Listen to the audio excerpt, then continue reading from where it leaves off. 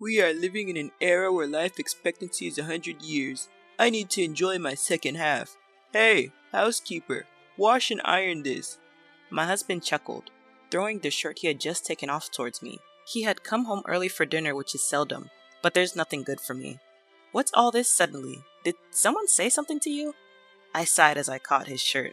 It's nothing new for my husband to treat me like a housekeeper, but it still stings when he says it to me directly. However, it's too late to change him, so I swallowed my discomfort. Reeking of alcohol, my husband took a seat at the dining table. Oh, it was the boss. We had a company party today, and the boss said that life is 100 years, so 50 is just a halfway point. I see. So it was the company's boss who planted that idea. My husband casually started picking at my dinner as he continued talking. Hey, housekeeper, I need more booze and some snacks. I had planned on having a simple meal since our daughter wasn't home due to working late. It seemed like my meal would be gone in an instant. Could you please not eat that? I hurriedly tried to stop him, but he just ignored me. Reluctantly, I began to prepare some snacks and extra food for myself. I'm Kayla. I'm a 42-year-old office worker. It's been more than 17 years since I married my husband.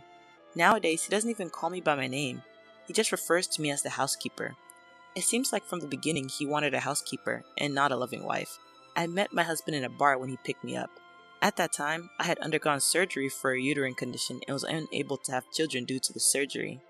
So I was planning to spend the rest of my life alone, working, but then my husband approached me in a bar where I was drinking with a friend. I was charmed by his light-hearted and lively personality, and he told me it was okay that I couldn't have any kids. I was moved, thinking he loved me, but I never imagined that he only wanted a housekeeper and didn't need kids. Additionally, my husband, who loves drinking, was out almost every night, so I had no idea he had a grown-up daughter. His daughter, Emily, was 9 years old at that time. My husband was rambunctious when he was younger, got a girl pregnant at 18, married her, and divorced in less than a year. The young couple treated their daughter like a burden. Both refused to take custody of her. Emily was raised by my in-laws.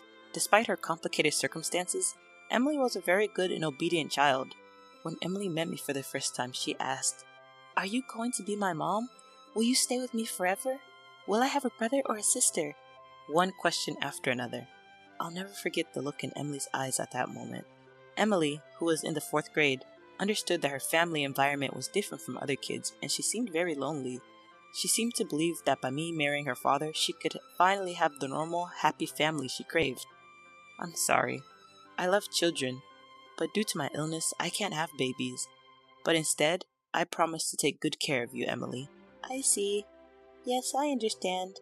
I'm happy. You're my mom. Just for me. Emily smiled, a relieved and incredibly adorable smile. My in-laws doted on my husband during his upbringing since they had him late in life, but they seemed to love Emily even more since she's their only granddaughter. They didn't think highly of my husband, who treated their precious granddaughter so poorly. Initially, they worried I might be the same type as my husband's ex-wife, and that Emily might get hurt. They had complicated feelings about me. But my elderly in-laws needed someone to take care of Emily, and that's where our interests aligned. I was dealing with the issue of infertility, and my once abandoned dream of having a child could come true if I considered Emily as my own. It didn't take much time for Emily, who was starved for love, and me, who wanted a child, to become like a real mother and daughter. My in-laws, who were initially worried, probably understood that I cherished Emily. Gradually, a trustful relationship was built. Though we were married, my husband soon lost interest in family life. He used to drink with his buddies, but as he aged and couldn't pick up girls as easily, he started frequenting hostess bars. Recently, a young and beautiful hostess is smitten with me, he'd say excitedly. However, he was the one who was infatuated with the young girls. I grew disgusted with my husband, and my love for him faded rapidly. But still, I didn't divorce him because of Emily. Life with Emily was sweet and happy. And because of that, I could endure my husband, who would come home late, all drunk and hurling abuse to me. He never participated in any of Emily's school activities, so people probably thought we were a single mother and daughter. As I looked forward to Emily's growth, time passed, and just the other day, Emily told me, "Mom, there's someone I want you to meet." Emily was already 26. I knew she had a boyfriend and heard about him from time to time, but the day had come when she wanted to introduce him formally. It was an unforgettable moment. "Congratulations! I can't believe Emily's already at that age. You've grown up so much." The girl, who had been somewhat anxious when we first met, had grown into a young woman who could show me her genuine smile. We had truly become like a real mother and daughter. Those were the happy days. The man Emily introduced, a young man named Harley, was a wonderful person. Harley is a great guy, isn't he? You did well, Emily. When I praised him, Emily made a complex face. He's nothing like my father, right? Mom, you don't have to endure for my sake anymore. I want you to divorce my father and be happy too. You're still young. That's true. Actually, Emily had given up on her father a long time ago and had been urging me to divorce him. When we got married, Emily wasn't a child, so I didn't quit my job. I've been working as a full-time employee and I have savings. Honestly, I'm ready to get a divorce at any time, but I just couldn't make up my mind. While eating the snacks I made and sipping his whiskey, my husband said, "Now that Emily's wedding is decided, maybe it's about time for us too." "Eh? Time for what?" "I think it's time to divorce," he says out of the blue, right before our daughter's wedding. I was taken aback. "But don't you think it would be better if both parents attend Emily's wedding?" I asked. "Kayla, you're such a fool. You and Emily aren't blood related. There's no need for you to attend the wedding." "I don't understand. You mean she should go with her biological mother?" "I have no idea what she's up to these days." "Then who will accompany her?" "My new woman." "What?" I had no idea what my husband was talking about. "She's my girlfriend, a young, cute hostess named Natalie." "Really? Are you sure she's not just doing her job?" "That's what she tells the regular customers, but Natalie is definitely into me. She always says, 'If only you weren't married.' So I'm going to propose to her on her birthday next month. Life is a long game, and I've still got more than half of it left. Plenty of time to enjoy. Emily would be happier with a young, cute Natalie as a mom rather than a plain woman like you. And I prefer a beautiful woman by my side. So you're no longer needed. Time for a divorce. You've done your job as a housekeeper well, even though you're not even related to our daughter." This man is such an idiot. The shock of his casual divorce announcement was less than the disgust I felt at his stupidity. Don't be so stupid as to believe a hostess's sales talk. And a wedding is not a venue for showing off a beautiful woman. What's the point if the mother who raised the bride isn't there? "It doesn't matter who it is, as long as we're not blood related. You are always just a stand-in housekeeper. Don't bother asking for alimony or property division. I don't have any money." I know you've been treating me as a housekeeper. I've completely lost patience with you. Let's get a divorce. It's time to cut ties with this low-life man. I have to start a new chapter of my life. There's no room for feeling troubled. I finally realized my husband's stupidity and was horrified at the same time. "Alright, it's settled. I'm not a monster. You can stay here until Natalie moves in, on the condition that you continue doing the housework." Fine. And just like that, our divorce was decided. The next day, I went to the city hall to get the divorce papers. In the evening, while my husband and I were filling out the divorce papers, our daughter came home from work. When we told her about the divorce, she looked confused. She seemed unsure whether she should be happy for me or pretend to be sad. "What about my wedding? It would be awkward with both of you there. It's okay if just mom attends, right?" Emily casually said something hurtful, but my husband, who thought his attendance was a given, didn't catch on. "Don't worry, Emily. I'll bring you a young and cute wife with me." Emily frowned at her dad's absurd statement. "What? A wife other than my mom? Dad, have you been cheating? I didn't notice because I thought no woman would be interested in you." Emily was quite sharp with her dad. "It's not cheating. Natalie is my main squeeze. Your mom was always just a housekeeper. I never married her because I loved her." "That's awful. I've always said this, but aren't you embarrassed to refer to mom as a housekeeper?" "Shut up. Why do you keep calling her mom? She and I are divorced. She's a stranger to you now." "What?" My daughter was taken aback for a moment. Her face quickly turned bright red as she shouted in a fluster, "Wait, Dad, don't you know, or don't you remember?" "What are you talking about? What don't I know?" "Mom legally adopted me when you and her got married. I was so happy about it, and I remember it clearly. She's not a stranger to me." My husband doesn't quite grasp our daughter's words. "Adoption? What's that?" "I can't believe it. You've completely forgotten. When you and I got married, I also legally adopted Emily. Even without a blood connection, the law recognizes an adopted child as your own." Even after my explanation, my husband still didn't get it. "So that's something that automatically ends when we divorce, right?" No, it isn't. The adoption is separate from divorce. It doesn't end unless I legally terminate it, and I have absolutely no intention of severing my parental relationship with Emily. That's right, I have no intention of severing my bond with Mom either. "What? You two are kidding me. Invalidate that troublesome thing." No matter how much you fuss, it's determined by law. I was thinking of taking Emily in and raising her if it came to that. Emily, knowing that even if I divorced my husband, there would still be a way for her to be with me, encouraged me to divorce for my own happiness.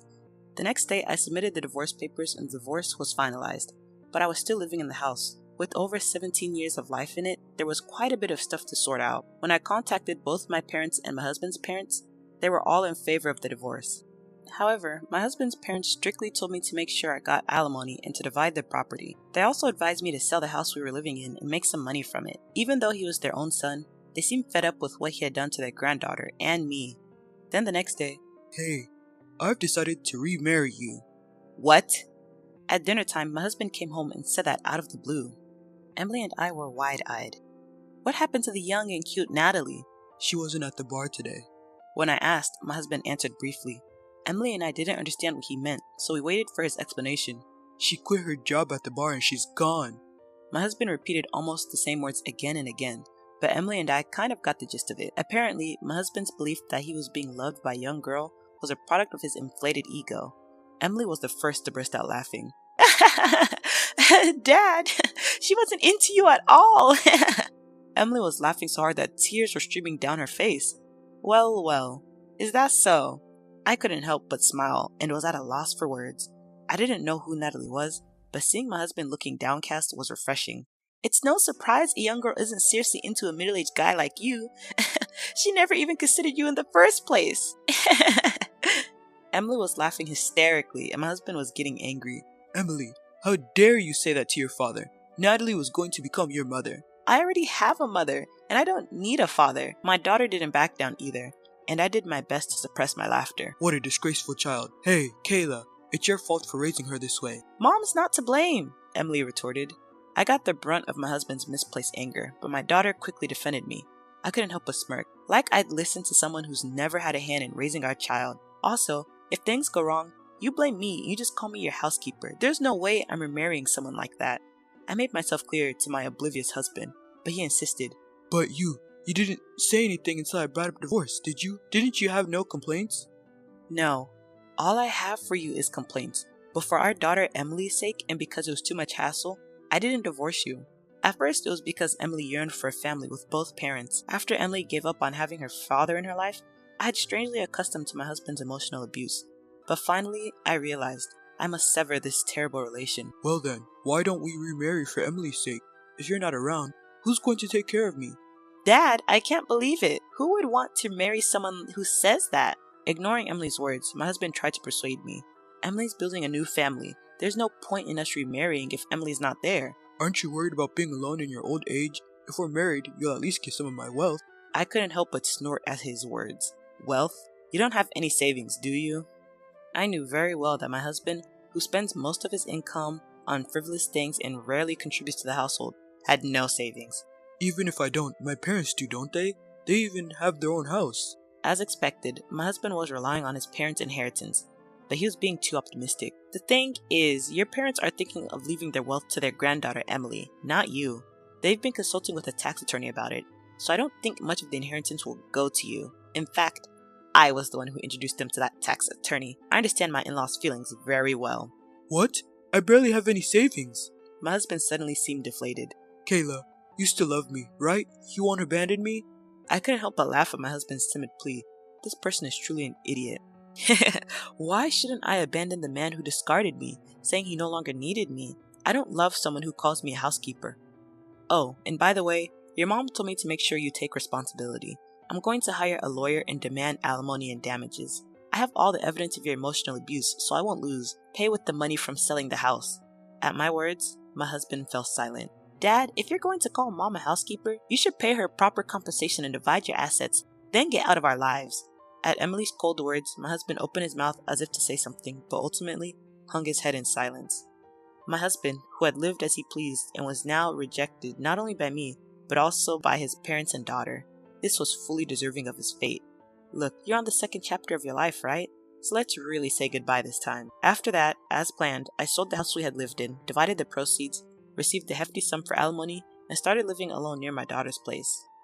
My daughter had asked me to live with her, but I didn't want to intrude on her newlywed life and wanted to enjoy my own quiet time, so I respectfully declined their kind offer. My husband ended up living and working on a construction site somewhere, thanks to his father's connections. I have no idea where he is now.